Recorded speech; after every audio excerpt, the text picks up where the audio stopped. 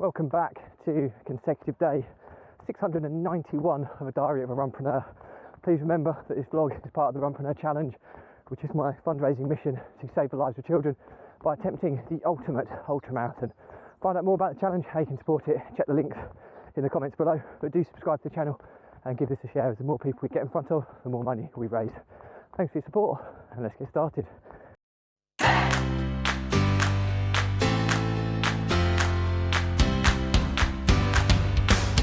So, consecutive day 691 of a diary of a Runpreneur.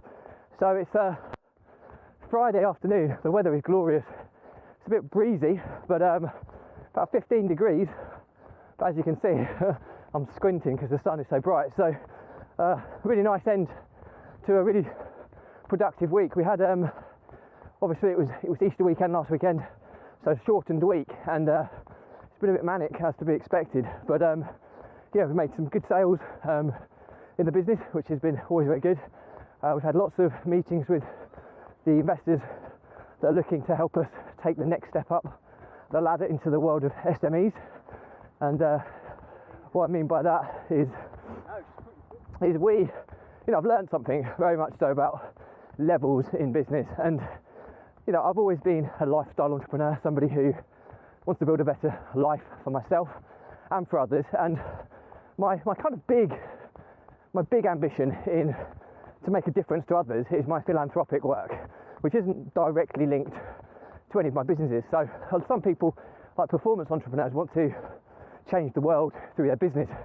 I don't. I want a lifestyle business that supports me, that allows me to progress and proceed with my philanthropic activities to save the lives of children, which I think there's no better cause in my own mind. But we're dealing at the moment with some investors who are in the SME level, so small to medium sized enterprise. I'm very much a micro business owner, or micro business. Me and my business partners operate at that level, which is the kind of bottom rung. There's advantages to being at the bottom, but when you get into the SME world, you're looking at much bigger turnovers. I mean, these guys we're dealing with have a 12 million turnover business, EBITDA of about 1 mil. So it's big numbers, and it's exciting, but I've still got to stay true to my reasons, and that's I value my time. So the stuff we're looking at doing, by putting more in now with the potential of selling the business in a year's timeline, something along those lines, and cashing in is something that excites me, because it'll be a much better return on my time invested, and that's how I measure whether the opportunity is right for me. And yeah, we've progressed it. We've covered a lot of obstacles.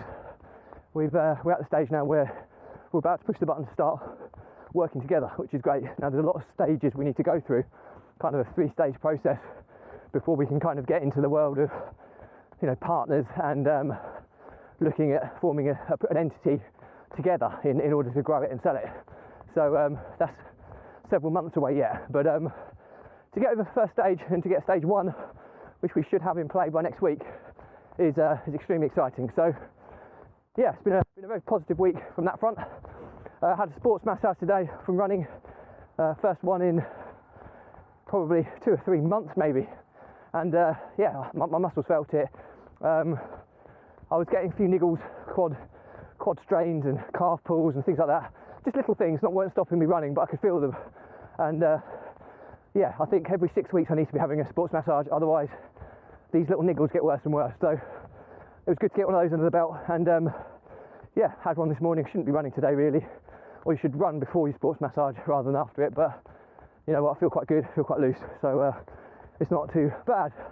And from a private perspective, or personal life perspective, I've decided to take a half day every week now to spend it with my eldest son as he makes his recovery from long COVID. And he needs to be around me more, as he spends an awful lot of time with his mum, which is brilliant, but he needs that change of scenery. He needs us both to parent more effectively, and I've been guilty of working too hard possibly and not trying to focus on his recovery enough. So I'm just going to take a half day at the moment to begin with every week, and we're going to start doing more things together just to kind of aid his recovery. And I managed to get him down the park today and onto to do some basic physical activity that he hasn't done for months, and he exceeded my expectations. I'm so proud of him, and yeah, I'm fully in the camp of believing he's on his way back.